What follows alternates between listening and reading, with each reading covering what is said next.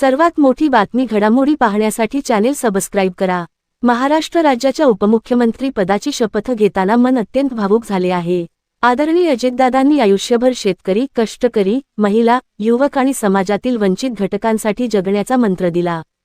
त्यांच्या विचारांचा आणि कार्याचा वारसा पुढे नेताना शाहू फुले आंबेडकर यांच्या विचारांवर निष्ठा ठेवून कर्तव्यभावनेने ही जबाबदारी स्वीकारत आहे। दादांच्या अकाली जाण्याने वैयक्तिक आयुष्यातच नव्हे तर संपूर्ण महाराष्ट्राच्या मनावर दुःखाचा मोठा डोंगर कोसळला आहे।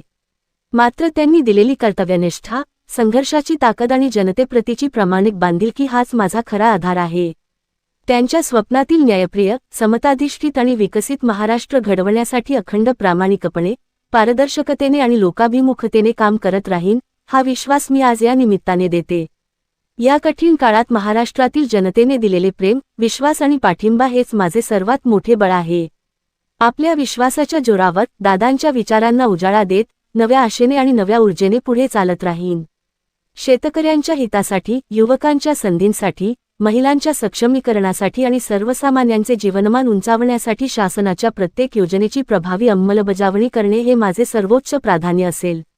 देशाचे पंतप्रधान आदरणीय नरेंद्र मोदी साहेबांच्या विकसित भारत 2047 या संकल्पनेला बळ देण्यासाठी तसेच देशाचे गृह व सहकार मंत्री आदरणीय अमित शाह साहेबांच्या मार्गदर्शनाखाली महाराष्ट्राचा सर्वांगीण विकास साधण्यास राज्य शासन सदैव तत्पर राहील।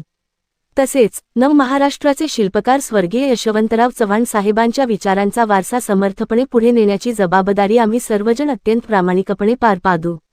महाराष्ट्राचे लोकप्रिय मुख्यमंत्री देवेंद्रजी फडणवीस साहेब यांच्या नेतृत्वाखाली उपमुख्यमंत्री एकनाथजी शिंदे साहेब यांच्या साथीने महाराष्ट्राच्या सर्वांगीण विकासासाठी, सामाजिक समता, आर्थिक प्रगती आणि सर्वसमावेशक समृद्धी साधण्यासाठी मी सदैव प्रयत्नशील राहीन।